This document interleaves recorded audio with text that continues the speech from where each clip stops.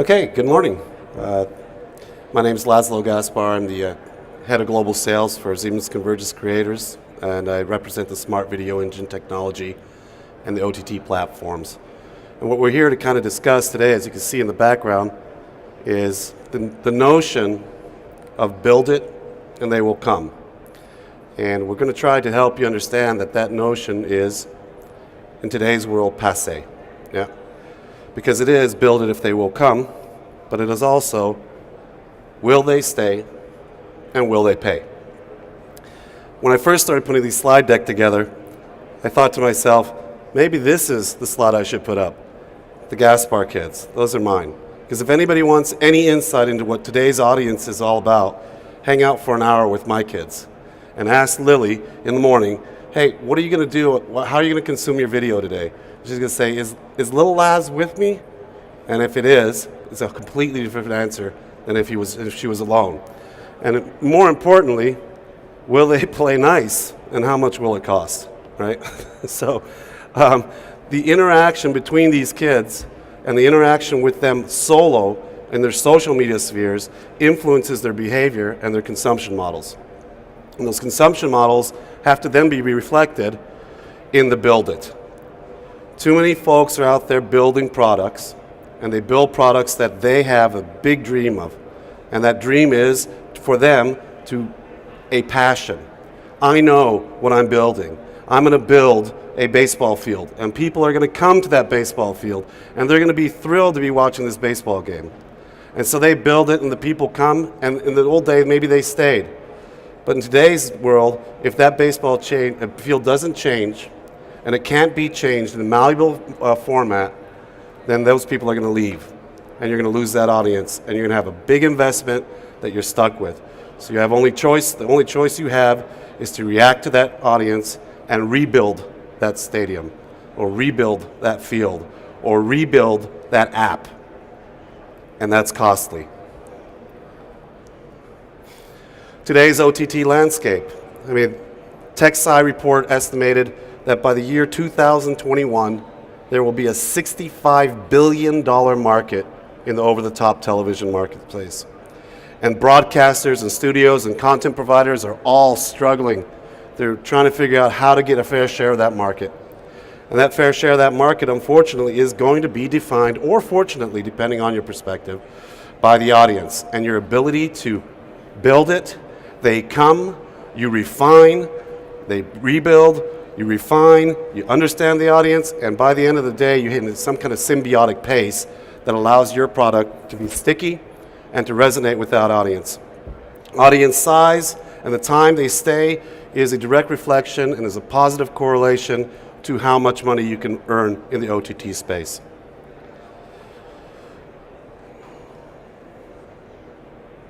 The consumer decides, so you need to know your audience. One of the largest growth areas in today's marketplace is big data and data refinement and audience tracking. And what's evident and clear is that the audiences have a total lack of loyalty. They're constantly changing behaviors. Their demands and expectations are dynamic and fluid, and it is not enough just to be reactionary. You need to be proactive, and in order to understand that, the audience needs to be on a one-on-one relationship with you and your product team and your marketing team. What does that mean? One-on-one literally means one-on-one. It's no longer a subsector of the population. It's no longer a group. It is a intimate and single, down to the one-person level that you need to be able to understand and define. So you need to know your audience.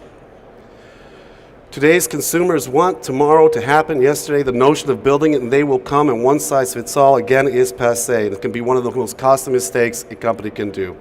If you're going to build a product around assumptions that are today pertinent, regardless of your research, regardless of your investment in the time to know that, it's going to change. It's dynamic and it needs to be changed. And again, the fundamental core message here is that if you're going to build a product in the OTT space, all that research needs to be done. You need to understand your target market. You need to understand your product. But more importantly, you need to recognize that This is an entropic world. Chaos is imminent, and chaos better be pre-planned and predestined.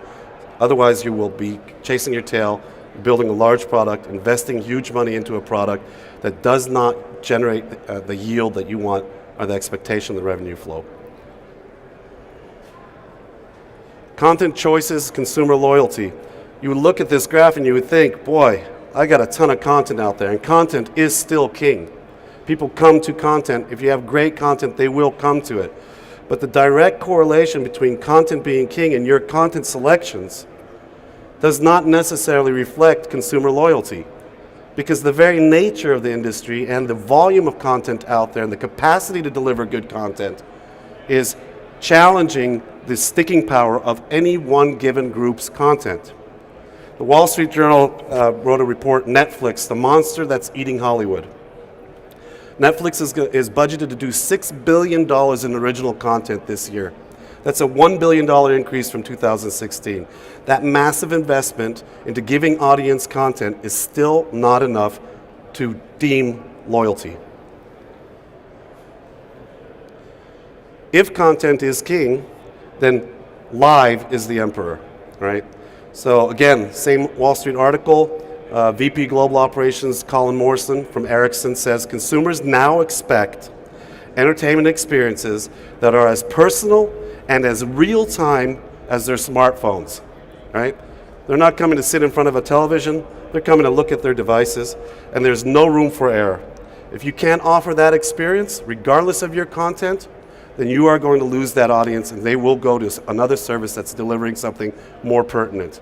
So that combination of a big catalog, a big library, and the capacity to deliver live is critical, but it's still not enough.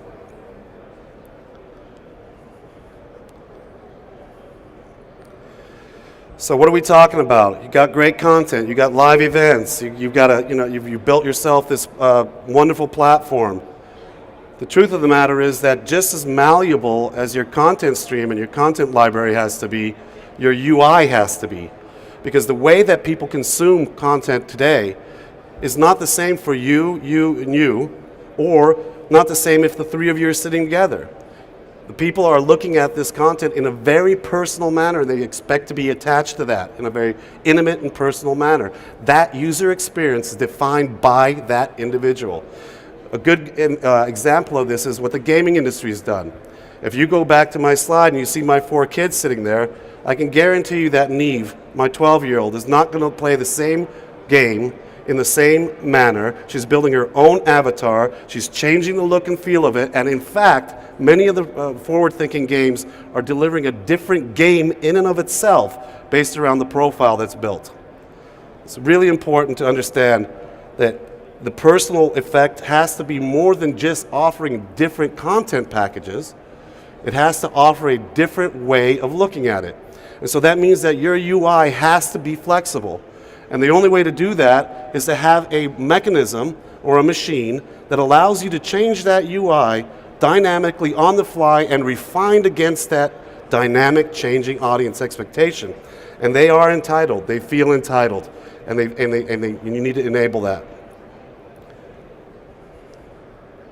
Consumer insights drive the actions, and that is absolutely true. This is what we're talking about. You have to understand very much in real time what that audience is expecting and how that shift is, because that insight into that knowledge base is what's going to drive action. And what is that action?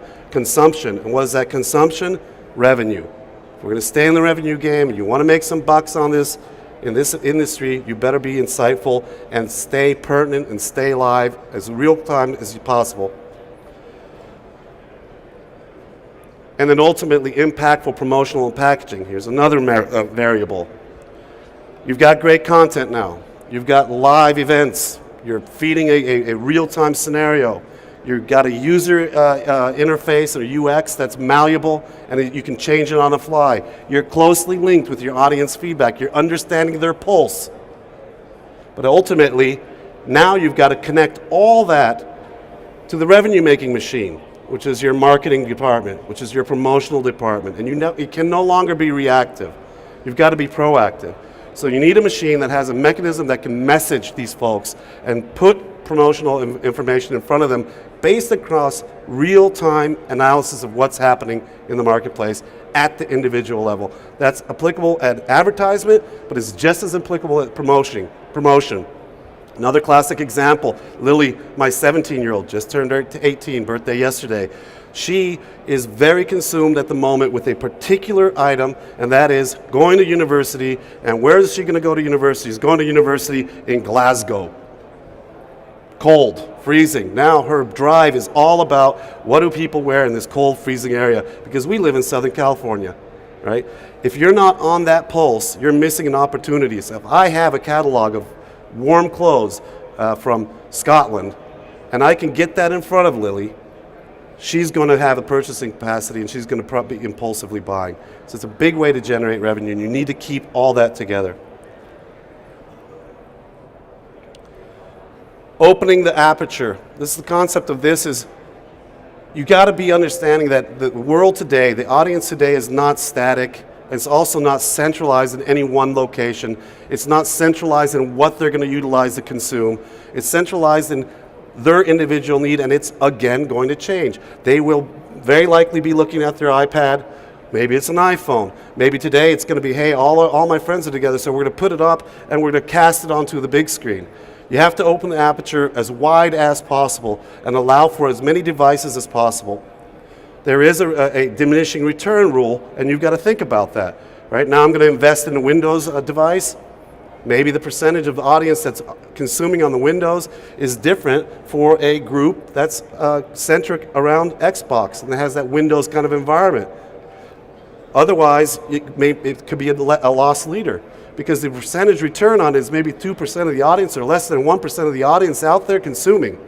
So you think logically, I don't need to invest in that. However, if you analyze your product and your content, you analyze the group that's out there and the audience that you're trying to serve, you realize that of that subsector, 80% of those folks are on that device.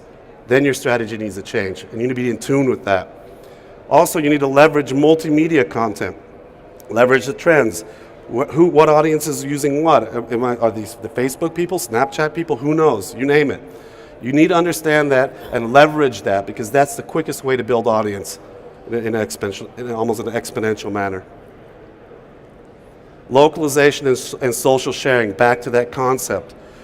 Localization is critical, not just in the ad space, because in the ad space, you're sure you want to target local ads, you get a better return on your investment, your CPMs go up, everything else is affected. But localization also could be something as strategic as just language. And language today is not just an audio track.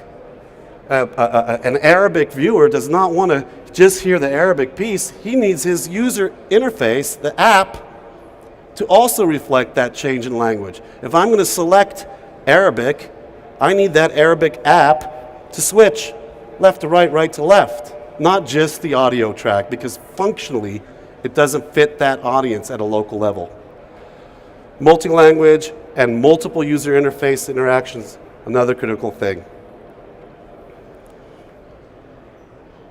One solution for every subscription. This is a key thing. Another element that's variable in the audience is how they want to consume. And know that that's also not static. It's variable and it's dynamic. One day, I'm going to be feeling like I can buy for $5.99 a subscription to this product line. Yeah, I'm going to buy your content. I'm subscribing every month. I'm going to pay my $5.99. But guess what? Today I woke up, I don't feel like doing that anymore. I want a single transactional piece. So it's a TVOD solution set or a pay-per-view solution set, or even more importantly, your marketing department recognizes by the audience feedback and by their behavior and their consumption models that these guys are prone to a sporting event that is coming up, and you've got it in your catalog and you've got that thing scheduled, and you better be able to have a product that's malleable enough in the packaging to be able to say, I'm going to get $20 of yield instead of the $5.99 subscription. And I'm going to be able to put that complex package in, and guess what? I'm also going to be able to promote it through a push notification solution set. Otherwise, you've got a $20 asset that you're sold for $5.99, and you lost all that revenue stream. Yeah.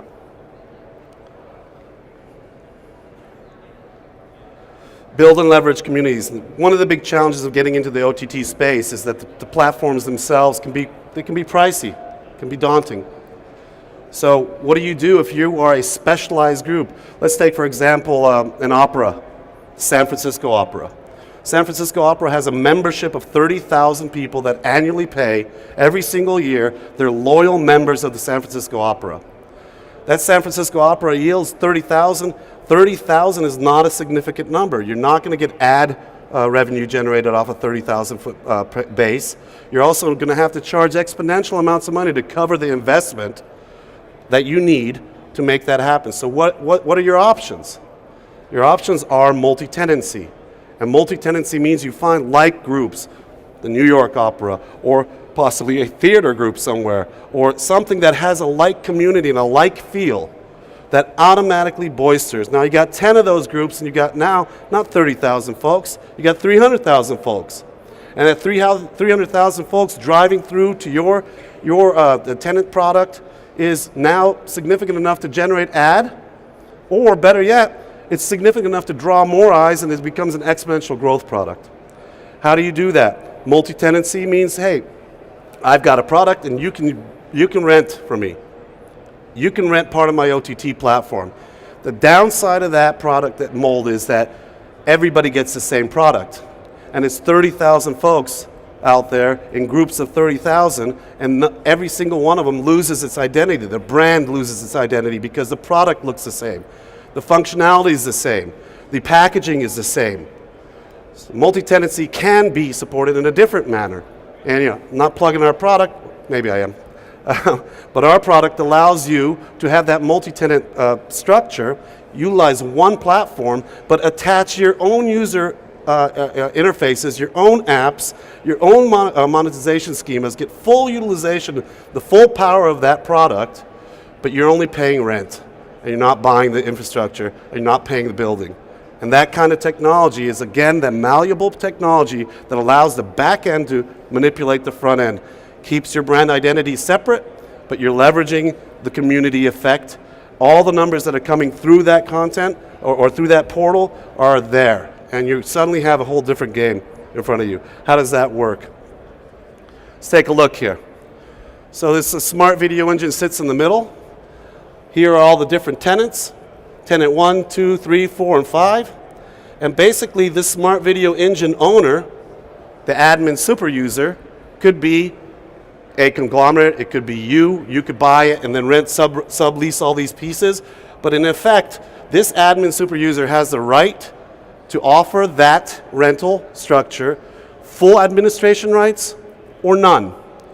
Offer a used and managed service, or say, hey, for X amount of dollars, it's yours, you run with it, you do what you will. Full authority for every single one of these guys to experience this entire platform without having to pay for the infrastructure that could be daunting for these smaller groups. Grow at advanced technologies. This is a key one. We'll go back to the San Francisco Opera concept. San Francisco Opera has 30,000 folks that annually pay $1,000, whatever that is, to be a member of the San Francisco Opera. It comes with its privileges. However, as that number starts to decline because people age out, the tendencies of the audience are different, they're busier than they ever have been, they can't go to the opera, they can't justify that investment, San Francisco Opera says, hey, what if we build a virtual reality camera exactly spec'd out as the audience or the opera is, and we stream that virtual reality camera. If you can't make it to the show, you can listen it to in Dolby audio, you can sit on your living room with a 100-inch screen in your face, and you can look to the right, and there's a San Francisco Opera seat that you're so comfortable in sitting in when you really go. That advanced technology basically extends the audience and extends the way to monetize. Now you think you've got it all sussed, right? You've got the audience understood, you got great content, you got live events, you got new technology, you got a multi-tenant platform, you're renting, you're making revenue there. The truth of the matter is that operational agility is a whole different element. It's the element of how you as the operator can fluidly and economically manipulate and utilize the solution. Is it too cumbersome to do? Is it too difficult to make that effect happen? How much time does it take? What's the operation cost of operating this platform? Make sure if you're going to invest in a platform or if you're going to build your platform that the operational agility is there, because it will kill your margin. Malleable technology. Malleable technology is exactly what we've been talking about. Make sure that you understand all the elements are in a symbiotic spin. They're variable, they're dynamic, they need to be real-time capacity to change things without the rebuild. Because I can build that stadium over and over and over again, but it's going to cost me a bucket load of money. Or I can have a machine that allows me to manage and shape shift that stadium by the push of a button on the back end. So that malleable technology is a critical thing. It improves the customer experience. If you improve the customer experience, you will have higher retention, you'll have a higher yield, and you'll be able to monetize. It needs to be done on the fly in as near real time as possible. Recap. Study and research your targets. Create a strong library of compelling content. Offer broad and flexible packaging and complex packaging. Dynamic reporting is a topic we didn't touch that much upon. You make sure that you have in your product line very, very clear and strong reporting mechanisms and analytics that allow you to make sure that you're in lockstep with your audience. In fact, make sure that you're ahead of the lockstep of the audience. Open the aperture, widen that lens, make sure you're getting that net as wide as possible. All the media types, all the media devices. Leverage the similar consumer communities in a multi-tenant scenario. Create a one-on-one individual customer experience, and that is critical. It's that one-on-one relationship. And leverage bleeding-edge technology to attract and retain customers. Questions? If you have any questions, I'm around. You can see Stephanie, she's standing back there. Wave, Stephanie, she's got my business cards. Happy to share my limited knowledge base, and I hope you guys enjoy the presentation.